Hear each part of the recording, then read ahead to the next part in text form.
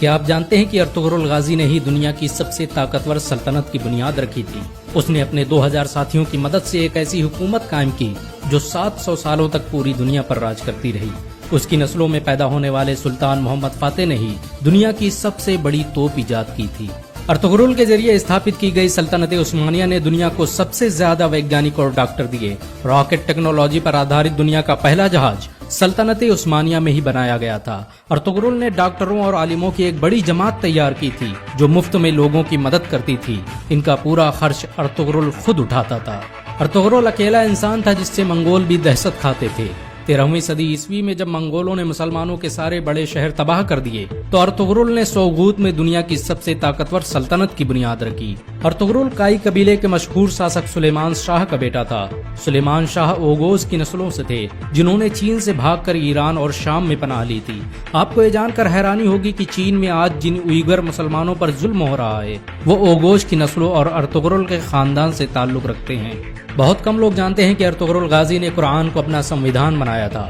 اس کی حکومت میں سود اور بیاج کے استعمال پر سخت مناہی تھی، یہاں تک کہ یہودی اور عیسائی بھی اسلامی قانون کے مطابق تجارت کرتے تھے۔ ارطغرل جب اناطولیہ میں داخل ہوا تو صلیبیوں نے مسلمانوں کے خلاف جنگ چھیڑ رکھی تھی۔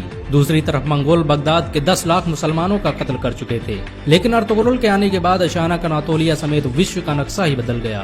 ارطغرل کی شجاعت اور ہمت سے دشمن بھی کانپتے تھے۔ اس نے اپنے چند ساتھیوں کی مدد سے چنگیز خان کی فوجوں کو گھٹنے ٹیکنے پر مجبور کر دیا۔ صلیبیوں اور منگولوں کے خلاف ارطغرل کے جذبے کو دیکھتے ہوئے سلجوقی سلطان علاؤالدین کیقوباد نے اسے انکارا کی زمینوں کا مالک بنا دیا۔ ارطغرل قرآن کے بنائے اصولوں کے مطابق حکومت کرتا تھا۔ اس کی نظر میں سب برابر تھے، یہی وجہ ہے کہ اس سے پربھاوت ہو کر بہت سے لوگ مسلمان بن گئے۔ چنگیز خان کے سپہ سالار اور صلیبی کمانڈروں نے بھی ارطغرل کے ہاتھوں اسلام قبول کر لیا۔ اناطولیہ کی سرحدوں میں آ کر ارطغرل نے سب سے پہلے سوغوت کا قلعہ فتح کیا۔ یہ وہی قلعہ تھا جہاں پر ہزاروں مسلمان قتل کیے گئے تھے۔ سوغوت کو فتح کرنے کے بعد ارطغرل نے وہاں ایسا نظام قائم کیا کہ وہ سلجوقی سلطنت کا سب سے امیر شہر بن گیا۔ اس کی حکومت میں یورپ کی ایک بڑی آبادی ویاپار کرنے سوغوت آتی تھی۔ ارطغرل بڑا ہی انصاف پسند تھا۔ اس کی تلوار ہمیشہ میان سے باہر رہتی تھی۔ سلجوقی سلطنت کے خلاف سازش رچنے والے سعد الدین کوپک سے لے کر کمانڈر ڈریگوس کو اس نے سرعام قتل کر دیا تھا۔ ارطغرل نے جس سلطنت کی بنیاد رکھی اس نے ماتر 100 سال کے اندر ہی آدھی دنیا کو فتح کر لیا۔ اس سلطنت کی سرحدیں ایشیا سے لے کر یورپ اور افریقہ تک پھیلی ہوئی تھی، یہاں تک کہ پورا بھومدھیہ ساگر خلافت عثمانیہ کے قبضے میں تھا۔ 17ویں صدی عیسوی تک دنیا کی آدھی دولت سلطنت عثمانیہ کے قبضے میں تھی۔ جاپان، روس اور فرانس جیسے دیش ترکی کی خلافت عثمانیہ سے قرضے لیتے تھے۔ یہ سلطنت اتنی بڑی تھی کہ جب اس کا انت ہوا تو 42 نئے دیشوں کا نرماण ہوا۔ آپ کو یہ جان کر شاید حیرانی ہو کہ ارطغرل کا خاندان دنیا میں سب سے لمبے سمے تک حکومت کرنے والا خاندان ہے۔ اس کے خاندان کے 36 لوگوں نے 700 سالوں تک حکومت کی۔ ارطغرل کے بعد خلافت عثمانیہ نے 500 سے ادھک جنگیں لڑی جن میں زیادہ تر فتح حاصل ہوئی۔ ارطغرل چٹانوں کی طرح سخت تھا۔ وہ جب اناطولیہ آ رہا تھا تبھی راستے میں اس کے پتا سلیمان شاہ کی ڈوبنے سے موت ہو گئی اور اس کے بھائیوں نے اناطولیہ جانے سے انکار کر دیا، لیکن ارطغرل اکیلے ہی اناطولیہ آیا اور صلیبیوں پر قہر بن کر ٹوٹ پڑا۔ منگولوں نے ارطغرل کو مارنے کی ہزاروں کوششیں کی لیکن وہ کبھی کامیاب نہیں ہو سکے، یہاں تک کہ انہوں نے اپنے دشمنوں سے بھی ہاتھ ملا لیا۔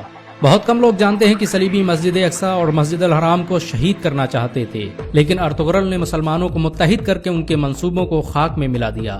آپ کو یہ جان کر حیرانی ہوگی کہ یہودی 13ویں صدی عیسوی میں ہی اسرائیل دیش کی استھاپنا کرنا چاہتے تھے اور اس کے لیے انہوں نے مسلم دیشوں کو ختم کرنے کی سازشیں بھی رچی تھیں، لیکن ارطغرل کی وجہ سے ان کے سارے منصوبے فیل ہو گئے، کیونکہ جب سلجوقی سلطنت کو ختم کیا گیا تو ارطغرل نے اپنی حکومت کا اعلان کر دیا۔ 1923 میں جب ترکی کی خلافت عثمانیہ کا انت ہوا تو دستاویزوں سے پتہ چلا کہ خلافت عثمانیہ کو ختم کرنے کے لیے کئی 100 سالوں سے سازشیں کی جا رہی تھی، یہاں تک کہ بہت سے یہودی مسلمانوں کے بھیس میں مسجدوں میں امامت کرتے تھے تاکہ مسلمانوں کے دلوں سے خلافت کی اہمیت نکالی جا سکے۔ ارطغرل نے سلجوقی شہزادی حلیمہ سلطان سے شادی کی تھی۔ اس کے دوسرے بیٹے عثمان کے نام پر ہی اس سلطنت کا نام خلافت عثمانیہ رکھا گیا۔ ارطغرل کے بیٹے عثمان نے جب ترکی میں عثمانی کرنسی کی شروعات کی تو اس پر چھپنے والا پہلا نام ارطغرل غازی کا تھا۔ 2014 میں ترکی کے راشٹرپتی رجب طیب اردوغان کے کہنے پر ارطغرل کی زندگی پر ایک ڈرامہ بھی بنایا گیا۔ ارطغرل کی زندگی پر بنا یہ ڈرامہ اس سمے دنیا میں سب سے زیادہ دیکھا جانے والا ڈرامہ ہے۔ اسے 90 سے ادھک بھاشاؤں میں انواد کیا جا چکا ہے اور دنیا کے 150 سے ادھک دیش اس کا لائیو پرسارن کر رہے ہیں۔ امریکہ نے جہاں اس ڈرامے کو خاموش بم کہا ہے تو وہیں اسرائیل اسے دنیا کے لیے خطرہ بتا رہا ہے، کیونکہ انہیں ڈر ہے کہ مسلمان کہیں پھر سے خلافت کی بات نہ کرنے لگ جائیں۔ سچ تو یہ ہے کہ مسلمانوں کے دلوں میں ارطغرل کا نام آج بھی زندہ ہے۔ مسلمان انہیں آج بھی عزت کی نظروں سے دیکھتے ہیں۔